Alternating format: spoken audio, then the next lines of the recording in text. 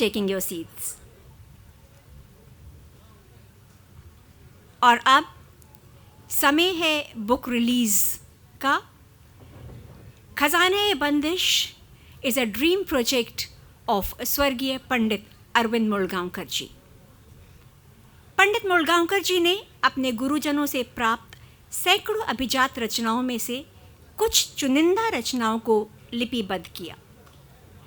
उनकी इच्छा थी कि उनकी रचनाएं पुस्तक रूप में सभी तबला वादक, विद्यार्थियों और शिक्षकों के लिए उपलब्ध हो सकें। उनकी जीवन संगिनी श्रीमती मृणालिनी मूलगांवकर जी ने उनके उस अधूरे सपने को स्वरूप दिया। खजाना ए बंदिश उसी का एक साकार रूप है। इस स्वप्न को जीवंत करने में उनका सहयोग दिया है विवेक जोशी जी ने, जो पंडित अरविंद मूलगांवकर जी के सबसे सीनियर डिसाइपल हैं। वैष्णव चौहान जी ने, वे भी पंडित मूलगांवकर जी के ही शिष्य हैं। Vivek Joshi ji and Vaishnav Chauhan ji have worked relentlessly on the notation of the compositions that appear in the book. Neerja Dhirendra ji has translated the descriptive content to Hindi. The book cover has been designed by Mrs. Sujata Bhobe and Milind Joshi ji. The book is printed by Vaishnav Chauhan ji.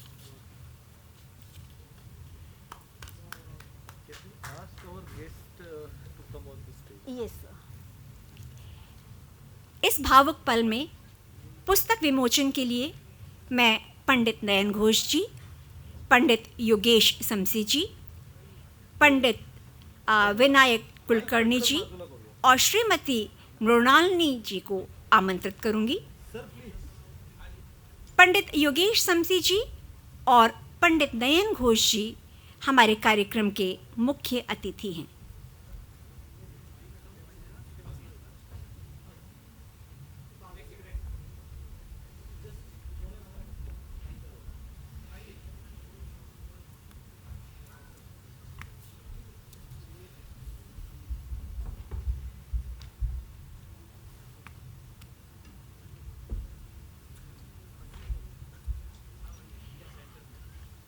मैं निवेदन करूंगी श्री विनायक कुलकर्णी जी से कि वे फूलों के गुलदस्ते और shawl से पंडित योगेश समसी जी को सम्मानित करें। पंडित योगेश समसी was born in Delhi to renowned vocalist Pandit Dinkar Kaikini, who introduced him to music at the age of 4. He was initially trained by Pandit Taranath ji. Later, he sought the guidance of Ustad Allah Rakha Khan Sahib for 23 years.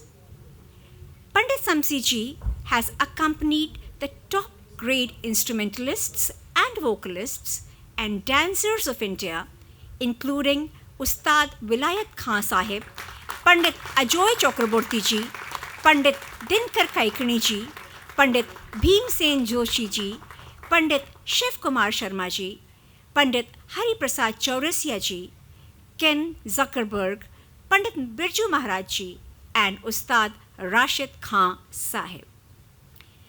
Pandit Yogesh Samsi ji is the recipient of Sangeet Natak Academy Award for Tabla. He has had a long association with Pandit Arvind Molgaonkar ji and his wife, Srimati Mrunalini Molgaonkar ji. We are extremely grateful to you, sir, that you could grace the occasion with your benign presence.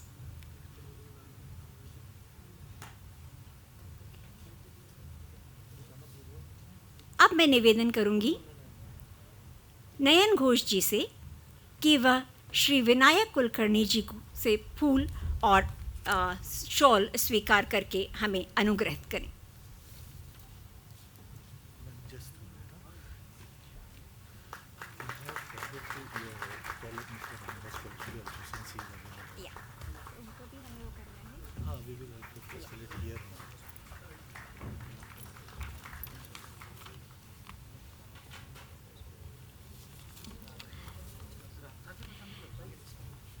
Pandit Nayan Ghosh ji is a renowned tabla and sitar maestro.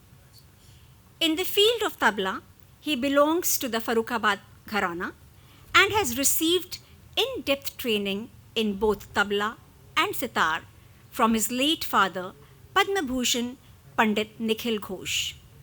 He is the director of one of the best music schools in Mumbai, the Sangeet Mahabharati. Nayanji has been associated with the Bandish Tabla Promotion Trust since its inception and is considered to belong to the Bandish family by its members. Along with numerous other awards, he has received the Sangeet Natak Academy Award in 2014 for his contribution to Hindustani instrumental music. हम आपका हार्दिक अभिनंदन करते हैं। साथ ही हम अभिनंदन करना चाहेंगे पंडित रामदास परसुले जी का। मैं अनुरोध करती हूँ कि वो स्टेज पर आएं।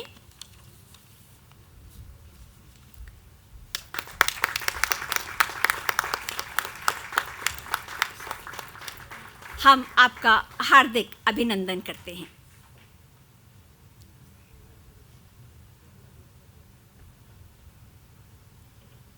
मैं श्री विनायक कुलकर्णी जी से अनुरोध करूंगी कि वो फूलों के गुलदस्ते से पंडित जी का अभिनंदन करें।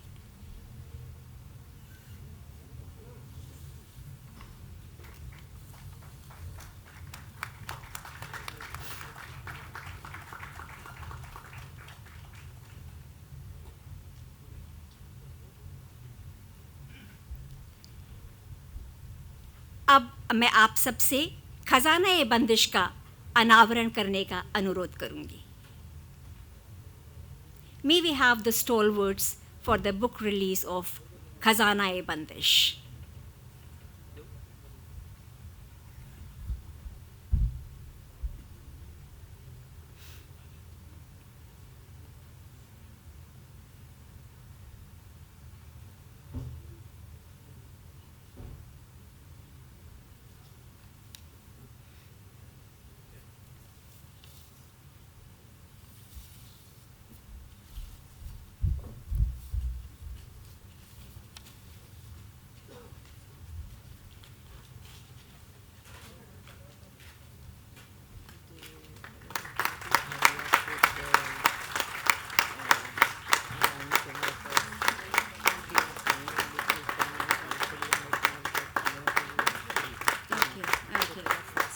Okay.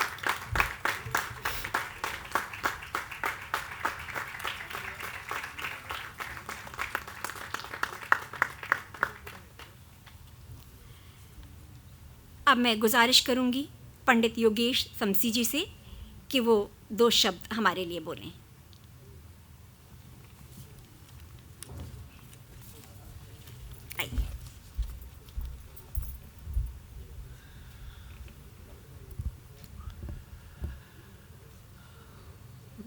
उपस्थित मंच पर सभी बड़ों का मैं नमन करके आप सब लोगों को मेरा नमस्कार। हम सब का सौभाग्य है और मेरा विशेष रूप से मेरे जनरेशन के जितने भी तबला प्लेयर तबला वादक हुए बम्बई शहर में, बचपन से अरविंद काका जैसे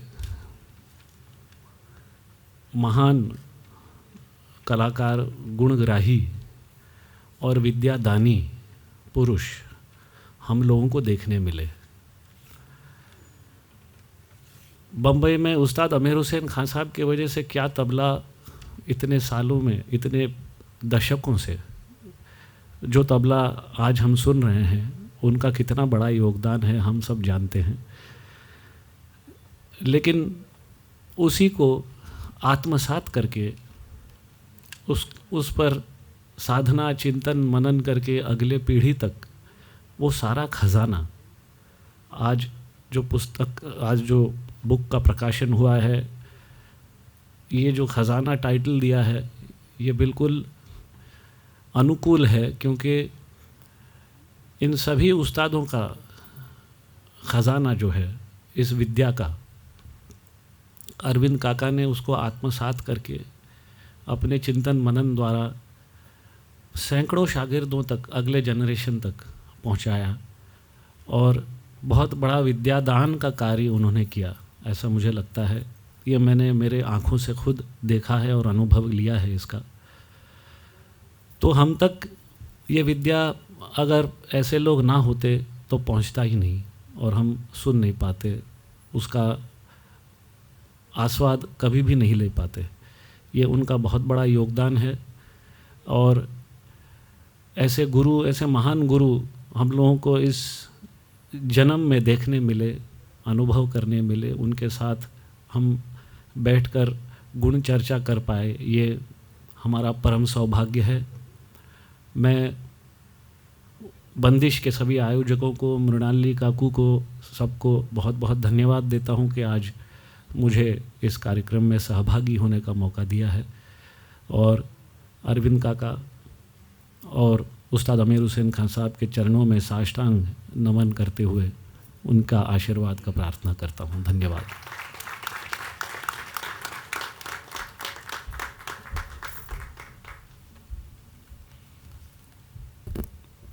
पंडित नयन घोष जी, हम आपसे 2 शब्द सुनने के लिए आतुर हैं।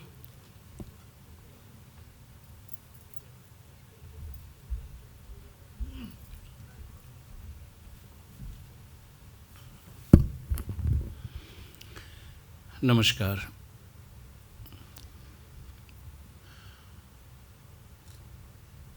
सबसे पहले बंदिश इस ऑर्गेनाइजेशन और मिसेस मुलगांवकर और अरविंद जी के जितने शिष्य हैं, इन लोगों सबको अभिनंदन करना चाहता हूँ कि अरविंद जी का जो सपना था उसको कायम रख रहे हैं और हर साल उस्ताद अमीर हुसैन खान साहब की बरसी मना रहे हैं। इतने बड़े एक कलाकार, एक बड़े कंपोज़र, एक महानायक थे, उनका याद लोगों तक पहुंचाना। अभी उस्ताद अमीर हुसैन खान साहब मेरे दादा गुरु थे। मेरे पिताजी पंडित निखिल घोष ने 3 गुरुओं से तालीम तबले की हासिल की थी। पहले गुरुदेव ज्ञान प्रकाश घोष जी, फिर उस्ताद अमीर हुसैन खान साहब, फिर उस्ताद अहमद जान तिरकवा खान साहब। और उस्ताद अमीर हुसैन खान साहब के साथ उनका एसोसिएशन जो था वो सबसे लंबा था, बहुत वर्षों का। और अमीर हुसैन खान साहब हमारे घर में आना या हम बच्चे जब थे उनके घर जाना, उनका दर्शन करना, उनके साथ बैठना, ये बहुत मुझे पर्सनली बहुत लाभ, सौभाग्य लाभ हुआ।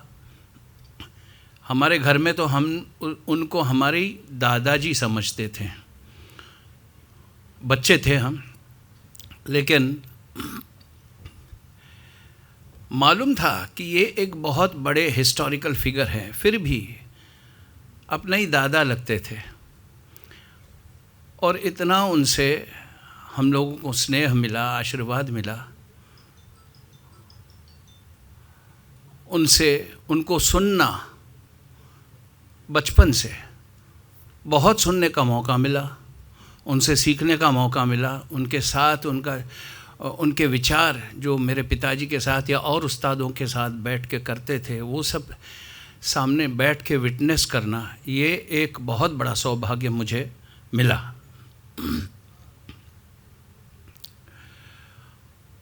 उस्ताद अहमद जान तिरकवा खान साहब भी जब हमारे घर में रहे 8-10 साल, तब भी उस्ताद अमीर हुसैन खान साहब का आना हमारे घर में या हम लोग उनके घर जाना, ये बहुत ही चलता रहता था।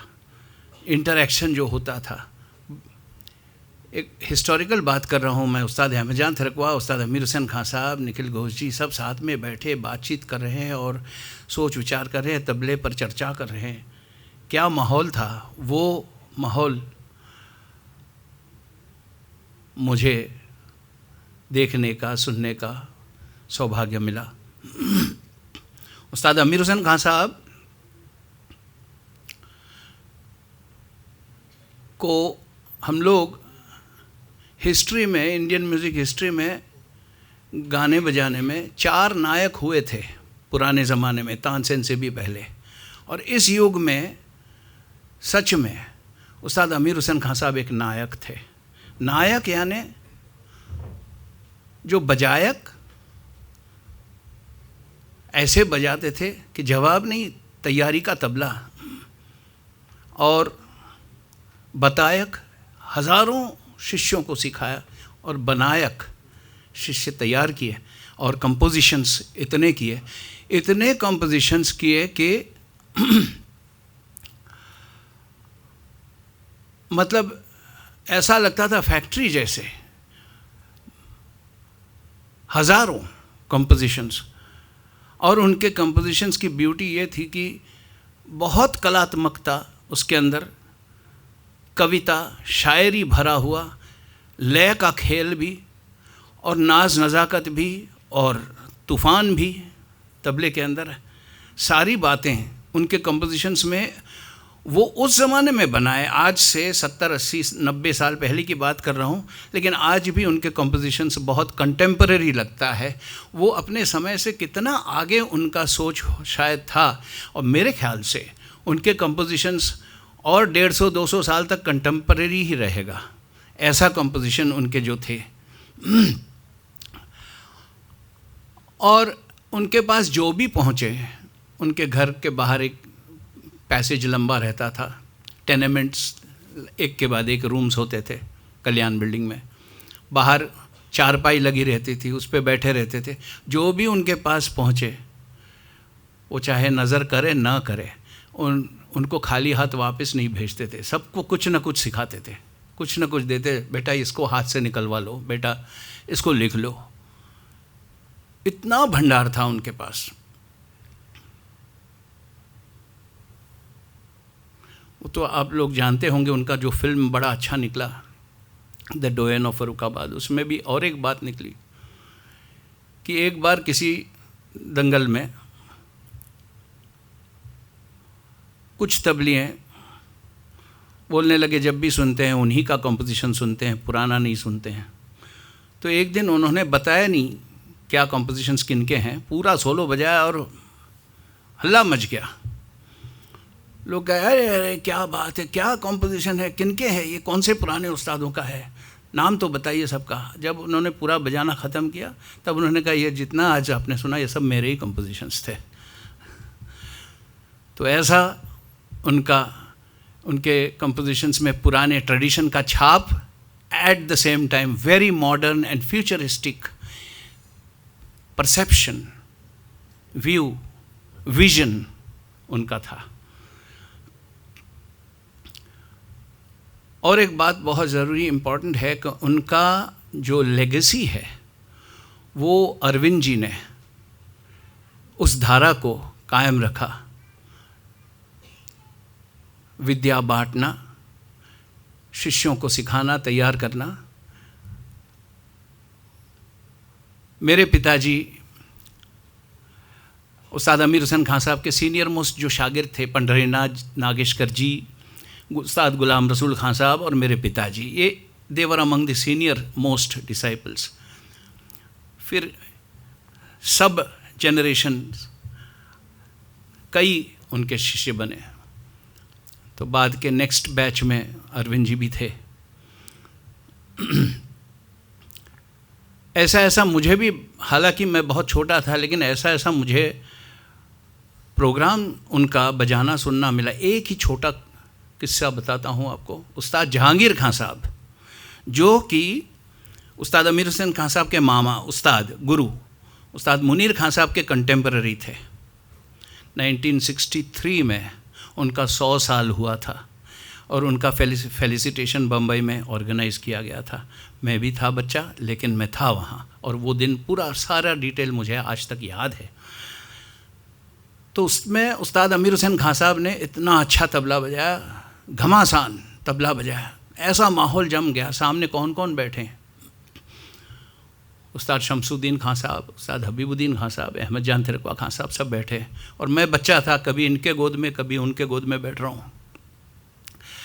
और उस्ताद अमीर हुसैन खां साहब और पीछे बाजू यंगर म्यूजिशियंस बैठे थे। कौन?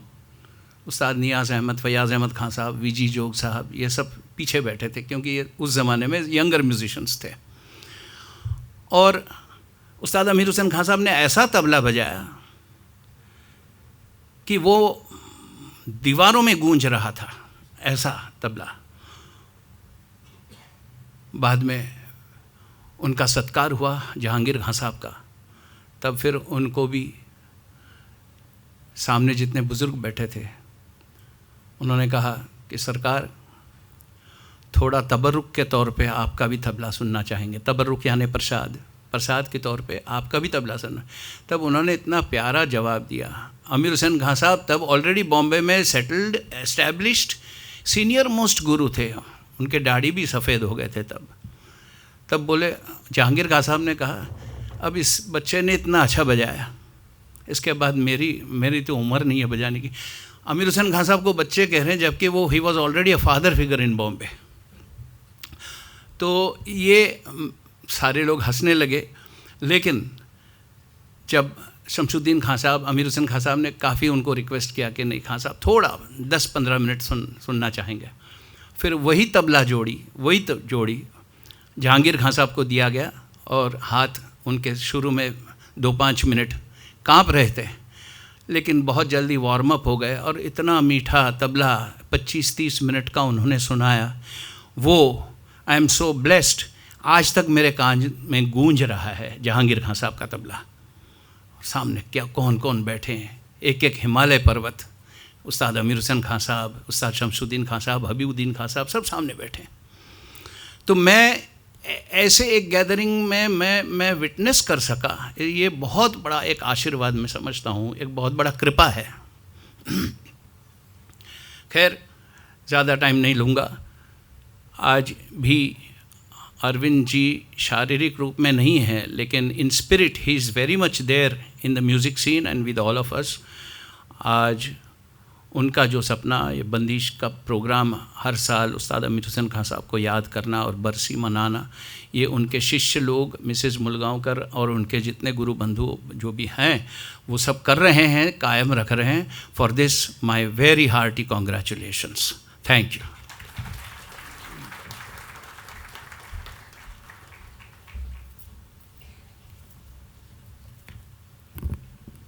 आपका बहुत बहुत धन्यवाद। Though the book is priceless, we have made it available in the launch for all those who wish to own their copy right away. The launch price of the book is rupees 1,500 only. Here we will take a short break of 5 minutes. During the interval, you can pick up your copy of Khazana-e-Bandish and be back in time. For all those who wish to make donation towards the Bandish Foundation, may approach Mr. Prakash Nayak in the lounge. Please get back soon. We are waiting for you. I just like to request Sandeep to felicitate our compere for the evening with a little token of our love.